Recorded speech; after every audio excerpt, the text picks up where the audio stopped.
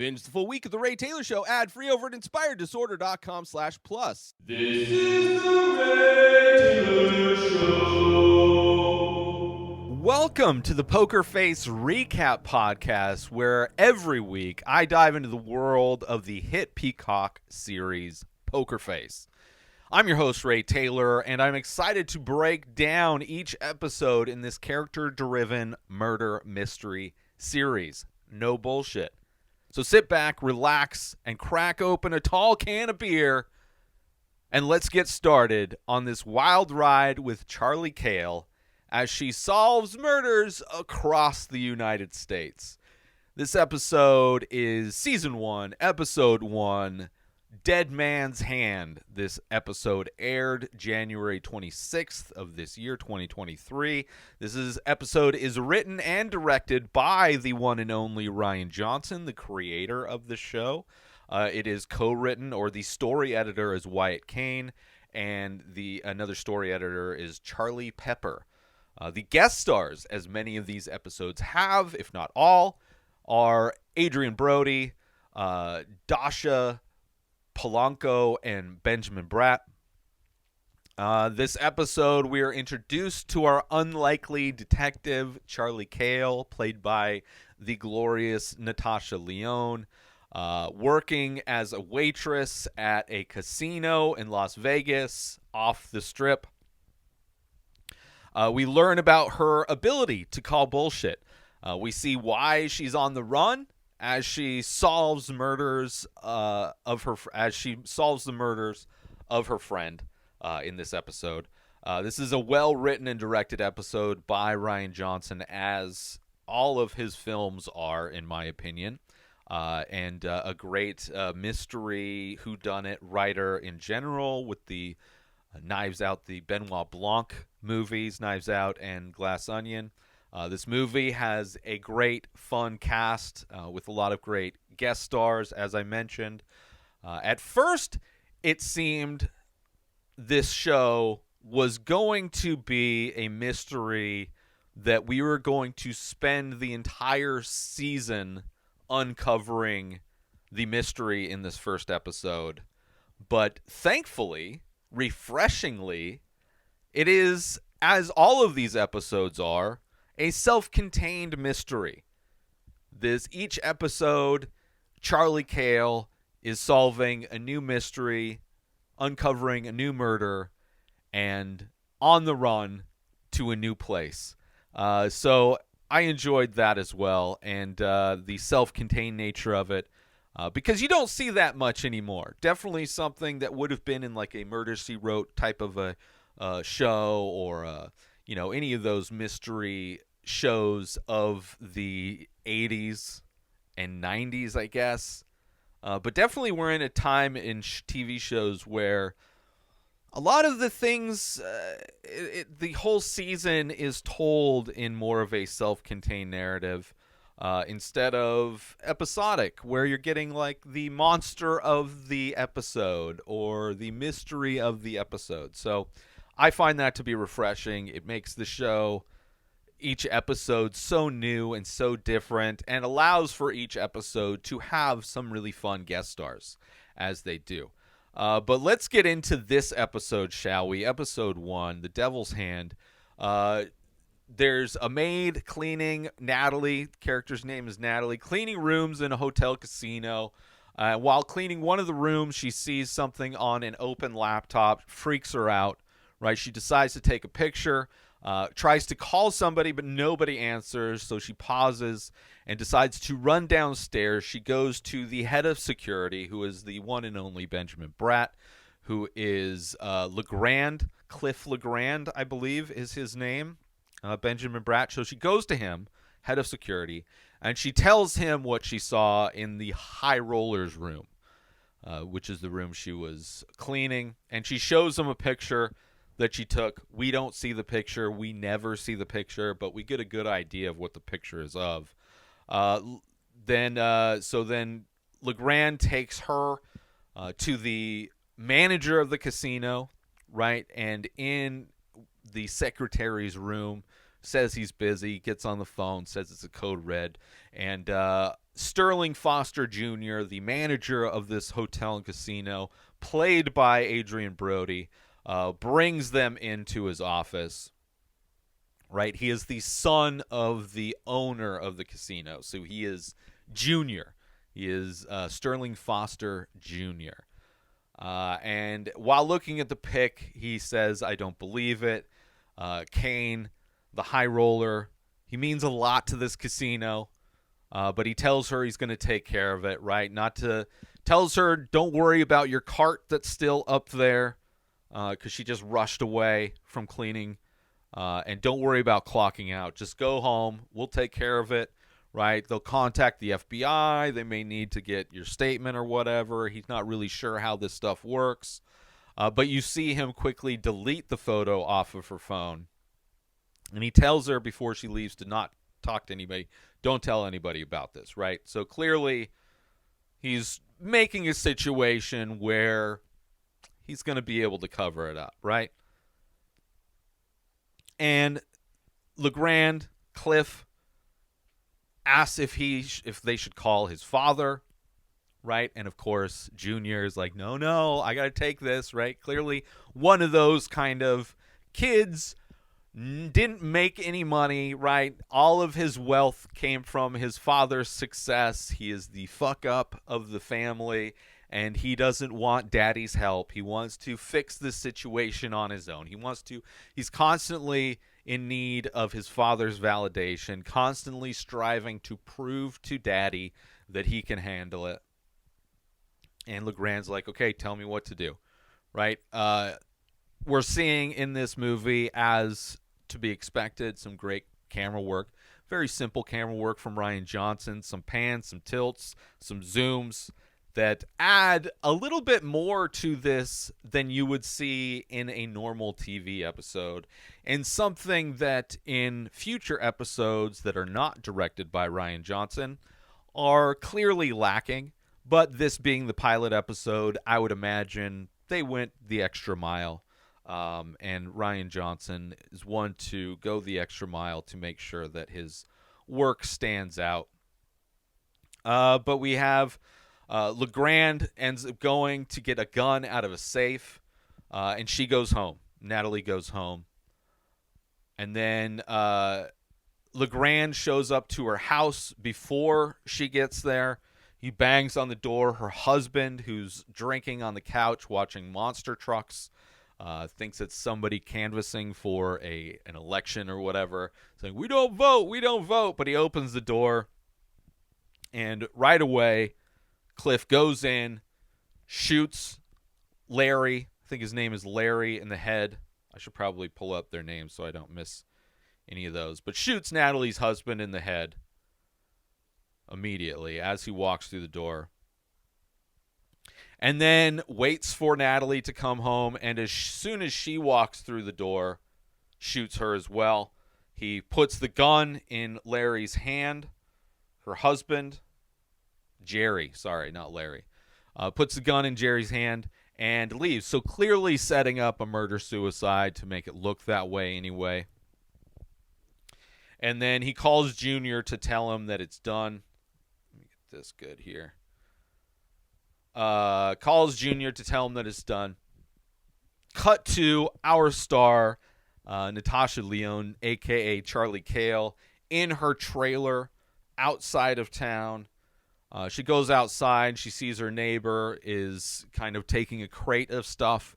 He's somebody that sells things on eBay, somebody that may acquire these things through illegal means, maybe. She warns him she doesn't want to have to bail him out again, so make sure you're getting these things legit. But, clearly somebody that doesn't necessarily abide by the rules.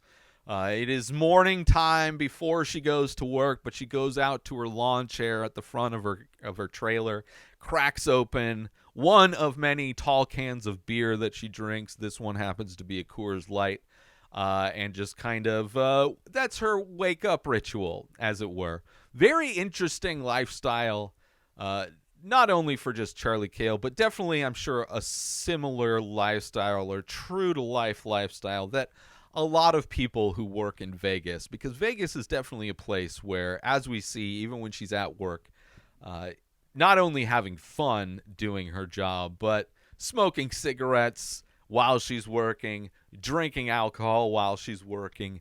Definitely a culture in Las Vegas where to wake up and to start your day with a tall can of Coors Light is, probably not that crazy.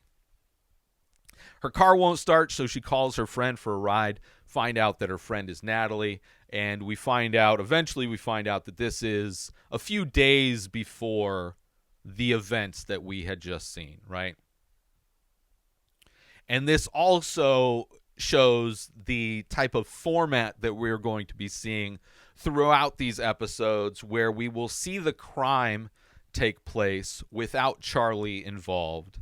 We will see whatever the people of the story of the episode as those events happen, and then we kind of go back in time and show you how Charlie fits into this story, which is kind of fun, right? Because it's just the first chunk, the first act of every one of these episodes, she is nowhere to be found. And then that first reveal in the second act is to see how she fits in, and then to see how she uncovers the truth, right? It's a fun kind of format for the show. So on the ride, she's bringing up Charlie's on her phone. She's bringing up this child porn ring that's run by the Russians on the dark web, and I assume that is what was found on the laptop. Obviously, if that's kind of the topic being brought up, if it is a picture if it was something on his laptop that is worthy of calling the FBI, if something that would freak you out, and that you could, like, some kind of picture, something that you could take a picture of to prove a person had on their laptop for a split moment, that would be at a level to where you would think to call the FBI, that is a major thing. I can't think of many other things that you could have on a laptop that would kind of inspire that kind of stress in a person. And with her bringing up that topic, I think kind of plants the idea in the audience that that's probably what it was on the laptop. And Natalie's like, why are you listening to that stuff? It just makes you angry, and it's stuff that you have no control over, right? You should just be listening to music, which I kind of agree with that to an extent. Definitely, it feels like it's definitely something that is more on the conspiracy theory side. Not that child pornography doesn't exist, but to boil it down, usually the things with conspiracy theories that I find makes them not believable is how simplistic their theories are.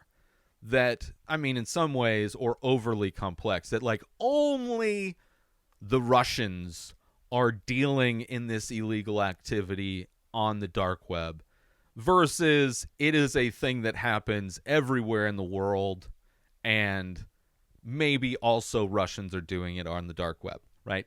But probably not all of it is from them. And then conspiracy theories that would require a lot of people to keep quiet. It would require government organizations to have a level of efficiency that has never existed anywhere else with government organizations. Like, there's a lot of things that I would call bullshit on, right? But our leader, our fearless leader, who generally can spot the bullshit, I guess when it comes through on Twitter, that is something that she's not necessarily doesn't her superpower doesn't necessarily get used as much. But anyway, she's a social media warrior, right? The level of control she has over this situation, despite it making her angry, despite not having any control. But on social media, you can leave a comment, you can retweet, you can do minor things that a lot of people think is effective in a lot of ways, and Charlie is no different, let's just say.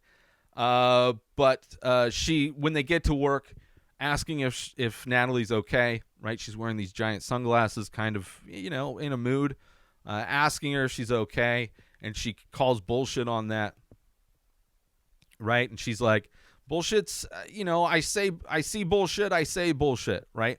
It's a thing I have, that, right? Which we find out that what that is not just calling bullshit, that she is 100% accurate on reading bullshit in people. And she doesn't want to talk about it. She says she's fine again and again. Charlie's like, bullshit. And we find out as they're trying to go through the metal detector, the glass is made of metal. So Natalie has to take the glasses off. We find out she's got a black eye. Her husband, abusive, an asshole. Charlie, not happy about that. She's angry, and angry that her friend is trying to play it off as not a big deal, which is a bummer when that happens in reality, definitely. And in the locker room, Natalie is talking to another one of her coworkers, telling her that she confronted him because she saw a dick pic that he took, and the dick pic came up on the Apple TV, and the screensaver was connected to their cloud photos. So he had these dick pics that were showing up on the TV, so she knew that he was taking dick pics, and obviously she knew they weren't for her, so he's sending them to somebody. And she confronted him, and he punched her, gave her a black eye, and Charlie asks, like, you definitely kicked him out, right? And she's like, yeah, we're done. And she calls bullshit again, right? So kind of a sad situation, kind of a situation that happens way too often. But we're seeing in that moment also that Charlie's ability to call bullshit, and we get some clarification on her actual ability later. But then we see Charlie working. She's a cocktail waitress at the casino floor, right? Looks like she loves her job, hanging out with people, chumming it up with the people that are there gambling. She gets to smoke while she's working. She gets to drink while she's working. And on her break, right, out back smoking a cigarette, one of the supervisor manager comes out to see her and tells her that the boss wants to see her. Frost, they look up to the name of the hotel casino, and it's Frost Casino, right? So, and she thinks she's getting fired. She texts Natalie that she's probably going to be late and that she'll just Uber home, obviously, because Natalie gave her a ride. And then we see that Natalie gives her a text that she already went home. When she gets into Junior's office, he offers her a drink. She turns it down initially, right? Find out that he became the manager of the hotel 3 months ago, right? And we find out that his dad, Junior's dad, Senior, knows about her quote-unquote whole thing. And kind of, she's like, okay, what do you know? So he goes into the story of Charlie Cale before she started working at the casino, right? Once upon a time, right? Charlie going across the United States, she's playing this poker game in central Colorado in Denver, just an average game with milquetoast players, right? And after 3 hours at this private poker club, she mops the floor with everybody, right?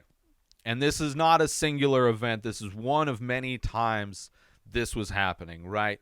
Same woman, never any big games or corporate casinos, always the same results, right, as she's going across America, right? New kind of story from a new place, a new city, new state, right? She never loses. Gamblers, they talk, right? News spreads about her. Everybody knows about her, right? And she's playing straight. She's not cheating in any way, right? Obviously, they're frustrated. Obviously, they're thinking maybe she's cheating, right? Nobody wins all the time. But as far as they can tell, she's never been caught cheating. They don't know exactly how she does it. And his dad, Senior, noticed her when she came into his casino, and he watched her. He studied her for like 10 hours. 10 hours a day, studying her playing, right? And he figured it out. He figured out her trick, but didn't believe it, right?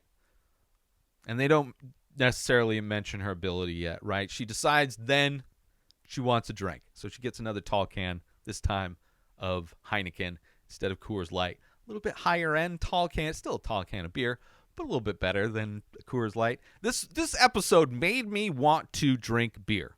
It's been a while since I've had beer, and her cracking open a tall can in almost every scene definitely made me wish I had been drinking some beers while watching this. Let's take a quick break from this episode to talk about, are you a fan of art, movies, and all things entertainment? Then you need to check out youtube.com/inspired disorder. Our page is jam-packed with all kinds of great content, including making of videos of the many faces, an ongoing art series of abstract ink paintings. But that's not all. We also feature daily episodes from The Ray Taylor Show, a podcast that brings you movie reviews, TV show reviews, episode recaps, opinions on news and entertainment, and much more. There's also a weekly diary and top 5 movie rankings of a variety of categories. And if that wasn't enough, we've also got how-to videos covering all kinds of topics. So why wait? Head on over to youtube.com/inspired disorder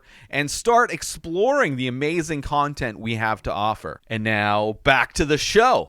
His dad ended up spreading a lie about her that she was cheating, and of course gamblers talk, so they spread it, basically making her blackballed from getting any games. So he ended up, his dad ended up giving her a job at the casino, right? Which she was happy, she's glad he didn't break her fingers when he took her into the special room where they generally break some fingers. But she realized that he probably liked her, called her kid, right? And she finds out that he probably gave her a job to keep her in a cage, right? He knew her ability, but he wanted it to keep to himself in a lot of ways, right? And we find out that she didn't have like some master plan. She was just a dumbass. She figured out she had this ability, and she would travel around and make money with this ability, right? She never expected it to last, right? She likes her life now. She likes her job, right? She's bummed she's getting fired. She still thinks she's getting fired. She's still a dumbass in her own words. But then he starts pulling cards off a deck and telling her what the card is, and she calls bullshit a couple times, right? I was at first going to take a tally of the amount of times she says bullshit, because it is her catchphrase. It is also very much what the overall premise is of her. That is her special power, to call bullshit, right? But Junior wants to use her ability to get rich, right? And she says, I've been rich, right? It's easier than being broke, but harder than just being all right. Right? And he's like, well, you've never actually been rich. You may have had money, but it's not the same thing, right? And in that moment, he gets a call about somebody drunk shooting off his mouth on the casino floor, and Cliff is going to handle it, head of security. And before she finds out, she wants to know the details of what Junior has in store for her. Before she finds out those details, she wants to know who's the person drunk on the floor, right? Cut to find out it's Natalie's husband, who gets tackled. He's like looking for her, obviously. So it's the same day after he punched her in the face, or the day after. He's drunk, goes into her work, trying to find her again. Security ends up tackling him. Cliff takes a gun that he had strapped to his right ankle, right? And Natalie's like allowed to go home. There's like, okay, you just go home. Charlie insists that she go to stay at her place, right? And because it's his house, right? We find out later, as they're kind of just chilling out in Charlie's trailer, which one of the very few, if not only times, the inside of a trailer has been depicted accurately as the size that you would have in the interior of a trailer, right? Most trailers in shows and movies will have a much larger interior, where Charlie's trailer, we kind of get more of a accurate view of how tight that space is when you're living out of a trailer. But we find out that Natalie signed a prenup, so it's like she can't, even if she got a divorce, she's not going to keep the house. It's his house. He's going to keep the house. She doesn't have money. She can't afford to just leave him. Charlie tries to convince her to just move in with her, right? But then next day, she's shown Kane. So the next day, at the casino, Charlie is shown Kane through. They have like a private viewing room that looks over the casino floor. Bird's nest, I think they call it. So Junior is pointing out their mark for what he wants to do, what he wants to use her for, right? And Kane is a whale, has oil money. He is like the wealthy of the wealthy, right? When his dad gave him the casino to run, he told him 3 things. 1 was to keep the carpet clean. 2 was to keep Kane happy. He never mentions 3. She tries to ask him what 3 is, and he doesn't answer her. He asks her if he's bluffing, right? He plays a hand. Kane plays a hand. He asks her if he's bluffing, and she says no. Turns out he wasn't bluffing. So they both kind of give a smile. It's like, oh, this is real. Like, we can do this. She can tell when he's bluffing or not. We could use this to rig a game, right? And we find out what the plan is. We find out that Kane is spending less and less money in the casino and instead is running private games through his suite, which is comped, right? The hotel, because he's a whale, they comp everything. They want him to gamble because they want him to come in and lose money to the casino. But he's spending less money playing casino games, losing less money at the casino, and Junior is noticing that. So he wants to take advantage of the situation and put a plant in these private games that Kane is putting on, right? And she's not going to be in the game. There's too much of a possibility for somebody to recognize her. So what they're going to do is use a camera system, right? And she asks, similar to Cliff, if her dad is okay, if his dad is okay with this, right? Because she's worried. She doesn't want to piss him off again, right? She's already pissed him off once. She doesn't want to do it again.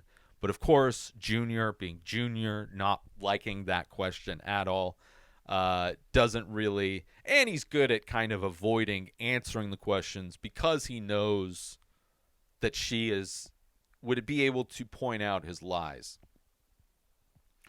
right? He knows he can't lie to her.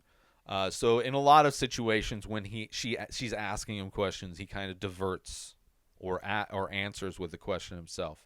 But this is where he's getting the call, the code red call. So while they're having this discussion, outside the door is Cliff and Natalie after she had just taken this picture of his laptop, right?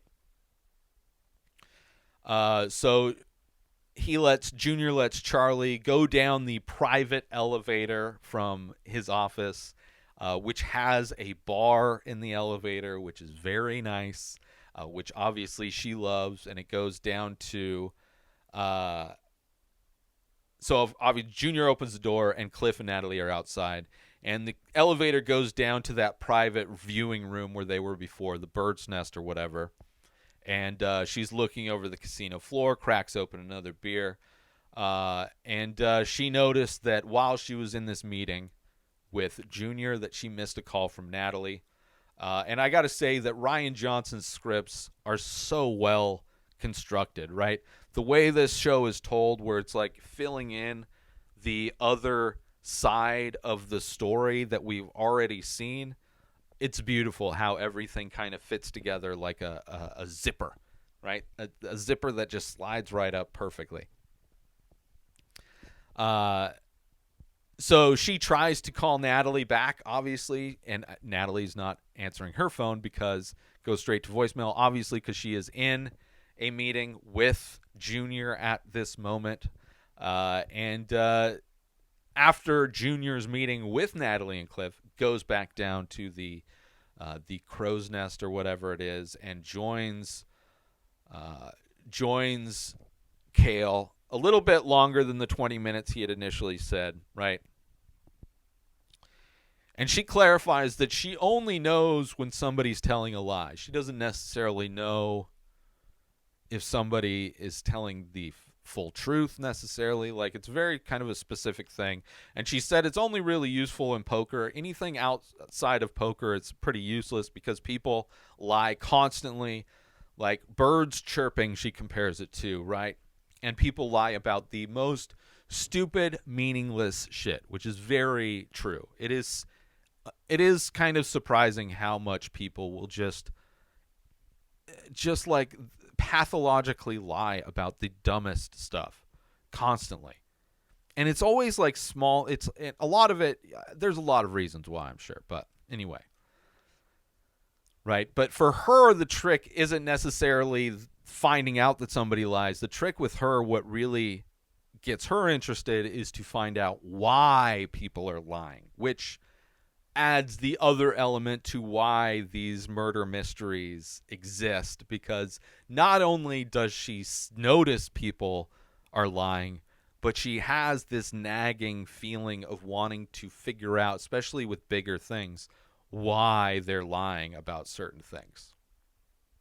Right? Because that definitely speaks more to the truth than anything else, is to find out why. So, because clearly they're trying to hide something. A lot of the times the bullshit ones are because of ego, but for her, it uncovers murders. Junior, while she's talking with Cale, gets a call from Cliff, right? Finding out that he killed him, right? He gets that call. So we're seeing how that story is matching up with this story, or perspective, I should say. And she asks him if she pulls out of this thing, is he going to kill her? And of course, he avoids answering the question, right? Instead, he says, you're worried about my dad. And he's like, my dad gave me this job because he trusts me. And she calls bullshit, right? Okay, he gave me this because I'm a fuck up. And everybody knows I'm a fuck up, right? Right, so Junior is doing this to prove to his dad that he's not a fuck up. He wants to get his dad's approval, right? And he's going to pay her 1.5 million to do this thing for him, right? So it's a ton of money, assuming he follows through, to help him scam this whale, right? Cut to next morning, Charlie reading the article about what happened to Natalie and her husband, the slaying. They were both murdered in their home, murder-suicide. And the picture that's shown in the article makes them look like they're just a happy couple, even though it was a murder-suicide, right? Of course, they're going to show the happy couple sitting on the couch. And of course, everybody at work is talking about it. And Charlie's already on the case, right? She's already like, this is weird. I got missed calls from her. Something scared her. And she asks if another one of the coworkers saw anything or said anything to her, or if she said anything while she was leaving, because she saw her leave after 8 o'clock. She called Charlie just before 8 o'clock, right? And the cops come in to empty out her locker, but with big bolt cutters. But before they do, one of the coworkers knows her combination and is able to open up the locker for her. And in that moment, Cale gets a text from Junior saying, let's go to work. So cut to, they are in a similar room to Kane's room a few floors down, and they're trying to figure out how to prep the Kane's room to spy on him. You know, where are they going to put the cameras, because they're in a room similar. Roof height's different, but all the layout is very similar, the same. And Charlie is telling Junior about, you know, this case, right? That doesn't think it's legit, right? And she's like, if only I had picked up. She called me before she left. Clearly, she had something. It was important, relating to why she's dead. And she's kind of beating herself up. And, of course, he tells her not to go down that path, blaming yourself. You can't blame yourself. But also, he doesn't want her to uncover that he is responsible. And she's asking, like, why would she go home early, right? She wasn't off till 9, so she left an hour early. She never clocked out. She already talked to her floor supervisor, so he found out from him that she never clocked out. And she knows something big happened, and she wants to find out. Junior says that it was probably her husband who called, right? But Charlie knows that's bullshit because that's probably what they would assume. But she knows that's not true because she knew Nat. She knew that she keeps her phone off while she's at work, so couldn't have been a call, couldn't have been that issue from her husband. It had to be something while she was here, while she was working. And to go back to them figuring out where they're going to put the cameras, he's thinking about putting the camera inside of a couch. She's like, no, that's not going to be good. It's too clunky. People would notice you swapping out a couch, right? And also, it's you're going to need more angles. You need more sight lines. And she's like, you should put them in the lamps, right? There's easy to swap out, get a bunch of different angles.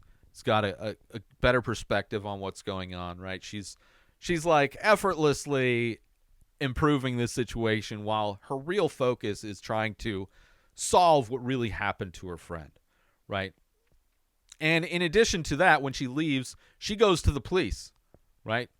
And she wants to see Natalie's phone, right? Just to see who she called and texted. Like, she must have tried to get a hold of other people when she couldn't get a hold of me. Maybe that will give us some answers, right? And she struggles to think of the term evidence locker, which is hilarious. Definitely something I sympathize with, something that I deal with on almost every episode of this show that I do. There will be a word that I am struggling to just spit out and can see it in my head, but to say it is miles away from possible. And, it's kind of nice to see that happening, where she can't think of, she's trying to describe the evidence locker. Anyway, she wants to see the evidence. Obviously, she can't, right? But on his desk, she sees a picture of the crime scene, a picture of the gun that was used in his right hand, in Jerry's right hand. And the cop's like, listen, I want to solve this thing too, right? So I'll go over everything again, right? And he gives her his card. He's like, if you find out anything, please let me know, right? So now back at her trailer, she gets a call from Junior, and he asks her about this meeting she had with the police, right? Because now they want to go and do a whole nother round of interviews, and he's not happy with that because of what they're trying to set up. It's like, the last thing I need around this hotel are cops while we're trying to cheat this whale out of money, right?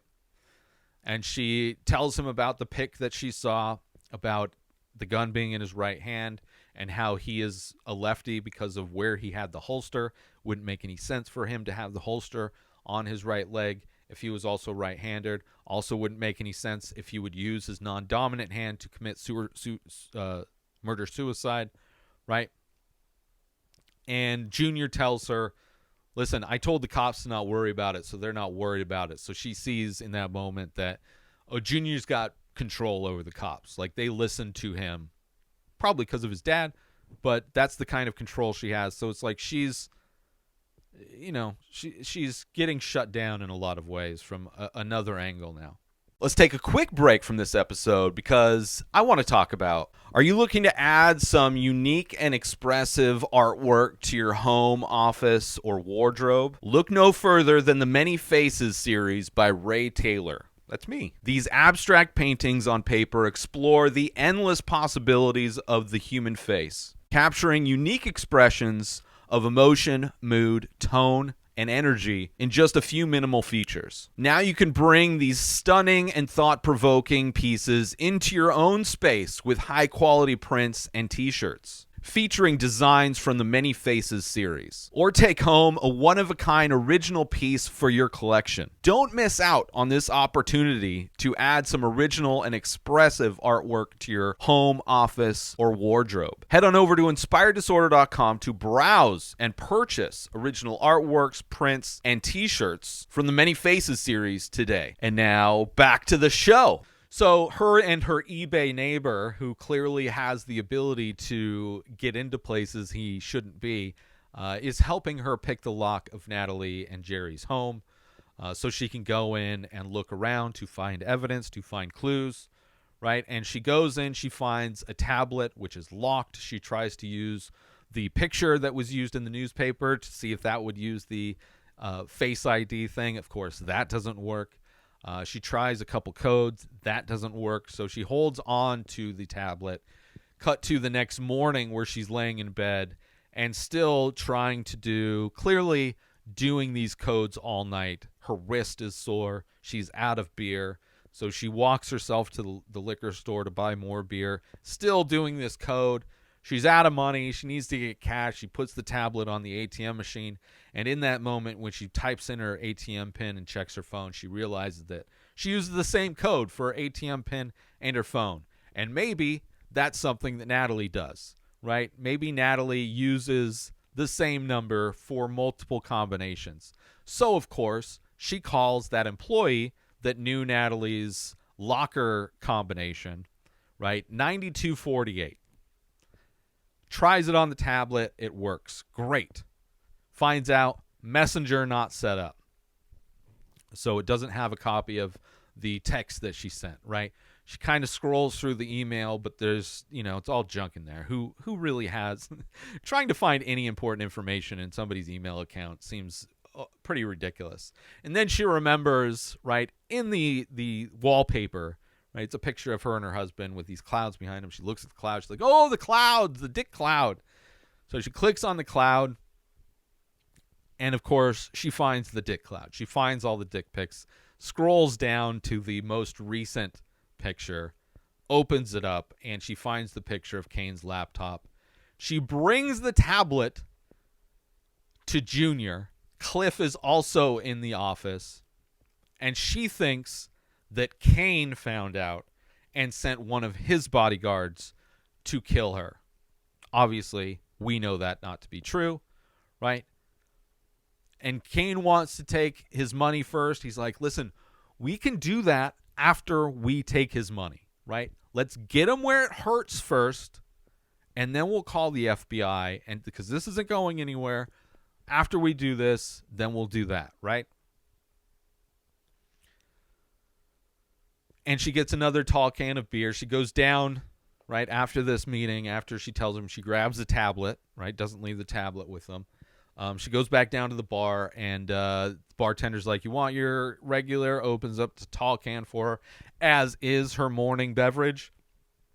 She decides instead to drink coffee because she is on the case, right? And on the news at the bar, she sees a news report of Jerry when he came into the casino being drunk and violent in the casino. Obviously, the news is bringing this up because it is showing pieces of his character that maybe he is a violent person, and that is, would add to the murder-suicide angle of the whole thing, right?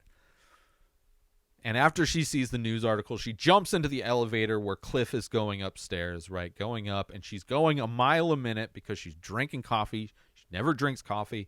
Usually she's drinking beer. So the complete opposite of that is coffee, and her mouth is moving a mile a minute.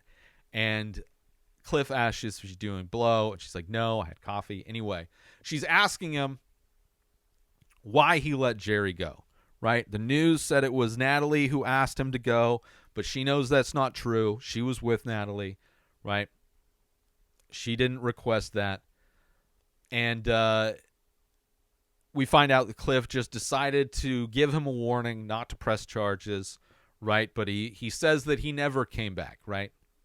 He never came back.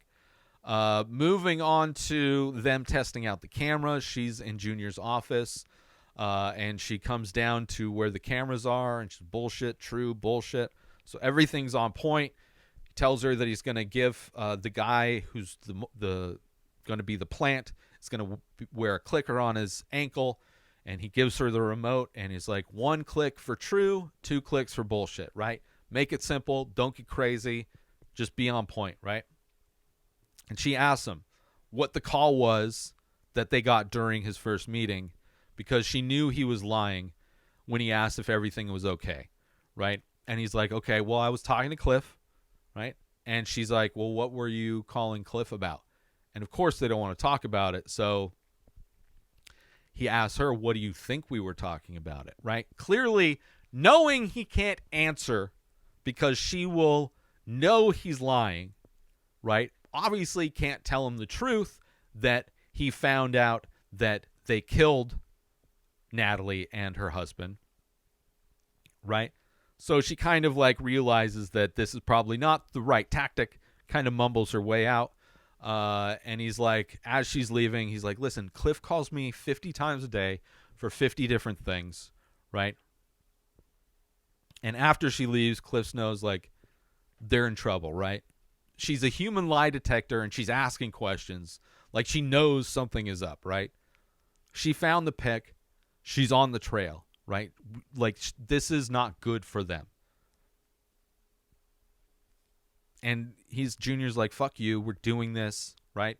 We'll deal with her after, quote unquote, deal with her after.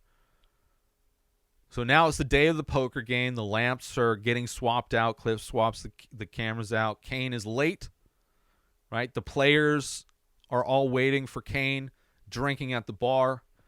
Thankfully, Kane is having a late dinner because also Charlie Cale is late, right? She is late. She comes in, doesn't say a word, goes to the bar, grabs a tall can of Heineken. And Junior's like, well, thanks for coming in. Thankfully, he took a long dinner. Let's get ready to do this thing. And this is the moment that in every detective story where the detective lays it out. This is Charlie laying it out, right? No more bullshit. This is what she knows, right? She knows that Natalie saw something wrong and she did what she tells her to do. She tried to do the right thing, right?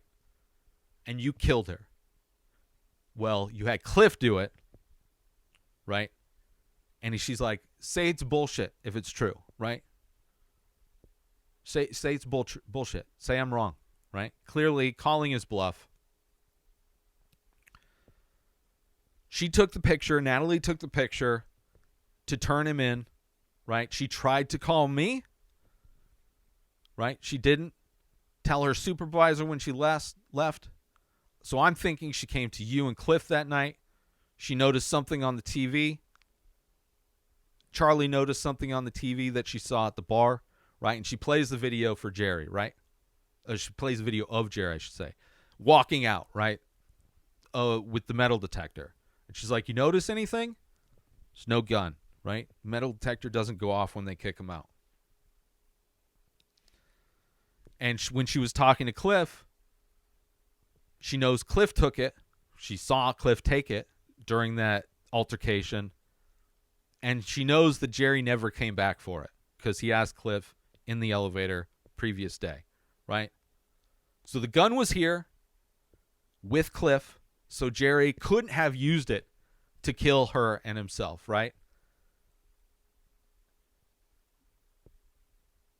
And it's not enough evidence to get the cops involved, right? Especially with his connections, right? So he takes her phone just in case she's recording this conversation, as if she's trying to maybe record this conversation as evidence, trying to get a confession, right?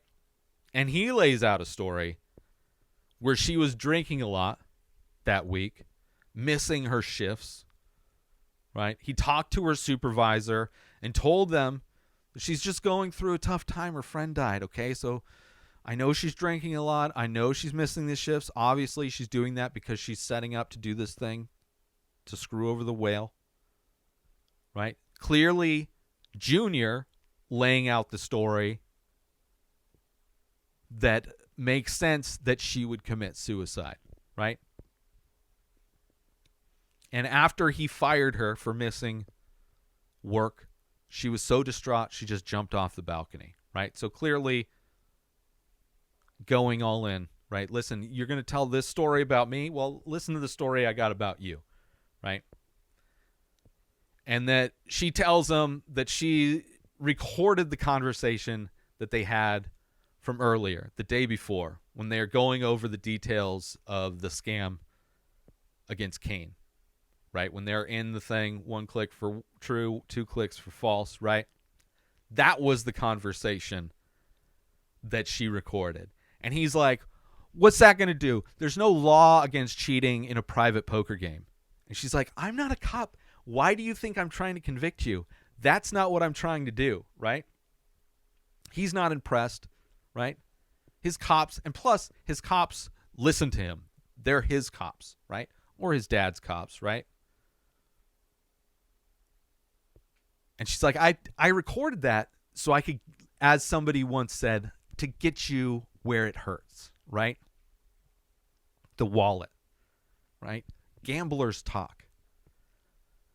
So what she did was tell Kane, sent that recording to Kane to let him know and to spread the word to the other gamblers, to the other whales that go to his casino, to the other mid-level gamblers, and to probably some of these small-time gamblers, that the people at Frost Casino don't play fair, that they actively try to cheat you out of their money, right?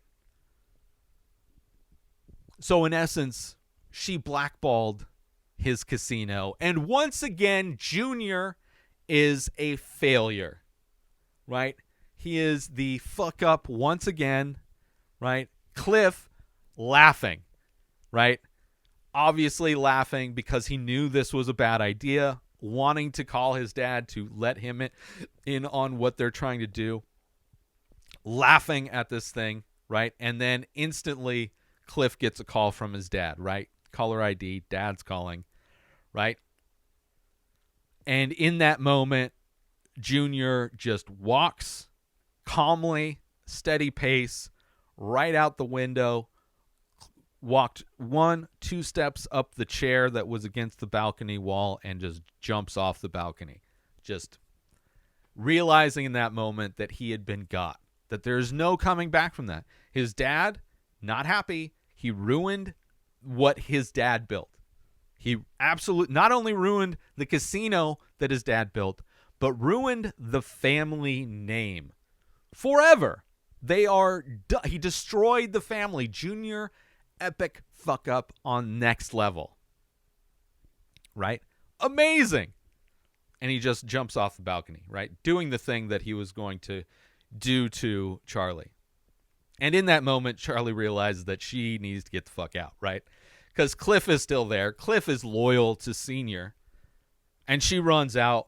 Cliff, bad shot, as Charlie is running through a hallway right in front of him, not really moving much, not trying to Matrix-y dodge these bullets, but he is missing, does wing her at the last moment. She gets shot in the side as she's about to turn the corner, so she doesn't get out unscathed completely, but he is not a very good shot, which actually kind of probably accurate. Most people are probably not very good shots in the moment as somebody is running away in a high-stress moment. Right? He ends up calling security. Obviously, he's the head of security. He's like, we need to lock this building down. She ends up going to the stairwell, ends up going into the fourth floor, where one of the rooms is being cleaned, and she breaks through the window, pops the window out, and she's like, to the maid, she's like, I'll see ya, have a nice life, I'm out of here. And she just barely gets away, driving away as the cops are going past her to the casino, right? She gets herself to a diner, and she pulls out the cop's business card. She writes an email. She sends in an email the picture that Natalie took, right? The truth. This is the evidence. I hope you do the right thing. And she also adds the email addresses in addition to the cop, FBI at FBI.gov, CIA at CIA.gov, and in the last moment, she has the thought, Oprah at Oprah.com, right? Whether any of those are actual email addresses, she wants this evidence to go to more people than also kind of hedging her bets, right? Obviously, the cops may or may not do anything, and it's a crazy situation. But after she sends the email, she gets a call. Same number, as the call Junior got. So it is his dad calling her, who she knows. She answers the phone call, and it is Senior. And he tells her that he's going to track her down, and he's going to kill her. And in that moment, she realizes she needs to get on the run. And that is how this show starts. She solves the murder of her friend, and that is why she is on the run. She smashes her phone, gets in her car, and takes off. And watching this episode, it was, one, a lot of fun that it's a self-contained thing, right? I thought it was amazing as everything was getting set up in the show. It's like, oh, this is great. Like, I was looking forward to the show when I thought the whole season was going to be about uncovering this thing, about what all of these people are going to be doing throughout this season, and to have it come to a conclusion at the end felt so good to have just a self-contained fun mystery with a detective person that is unlike any other detective, right? She is just somebody who is able to identify when people are lying, right? She's able to accurately 100% of the time call bullshit. But it's not her ability to call bullshit that really fuels her. It is trying to find out why somebody would lie about certain things, right? So this episode does a great job setting up just so much of what we're going to expect to see from the show, right? Obviously, interesting characters, a lot of fun guest stars, a bunch of unique situations, right? With our very unlikely detective, we see her motivation to run. We know throughout this episode there's going to be that looming threat of Cliff, who is loyal to Senior. There's probably going to be an episode in the finale, I would imagine, which hasn't come out yet. There's going to be an episode where Charlie is confronted by or having to deal with Senior. There's going to be an episode where she gets caught. Unless it's something that they're holding on to stretch out for more seasons, which I hope there's more seasons to come, right? Maybe she gets away and she gets on the run again. There's a lot of things they can do. I love this episode from Rian Johnson, right? One of the best episodes so far. It'll be interesting to see as new writers and directors come through to tell different stories. It'll be interesting to see the quality fluctuation. But overall, it's great. I love our lead, Natasha Lyonne, amazing. I love her in everything, and she's great as this character. And it's a lot of fun, right? And we also get the overall way they're going to be structuring the show, right? Spending the first act of each episode showing you the crime without any presence of Charlie Cale. And then in the second act, we see how Charlie Cale has been in the periphery of that entire story the whole time. We just never see her, right? We see how she is part of this story, and we see how she tries to uncover these lies that she starts noticing people tell, right? And, not only can she spot the lie, but, it's the question of why they lie. Not that they do it, because everybody does it, but to see why some people are lying about certain things, and that drive to uncover the reason is what uncovers the truth, which I appreciate that as well. And somebody that wants to do the right thing, going out of her way. She can't help but do this. It's like it nags at her. It just like she needs to square this in her head to understand it. And it's great. The next episode, season 1, episode 2, is titled The Night Shift. In that episode, in the next episode, which will come out next Tuesday, Charlie is wounded. Obviously, she got shot by Cliff as she was trying to escape. And on the run, as we saw. But she's forced to take a pit stop in the middle of nowhere, New Mexico, where she tries to clear the name of a trucker who is framed for murder. So it's going to be a fun episode, The Night Shift, next week.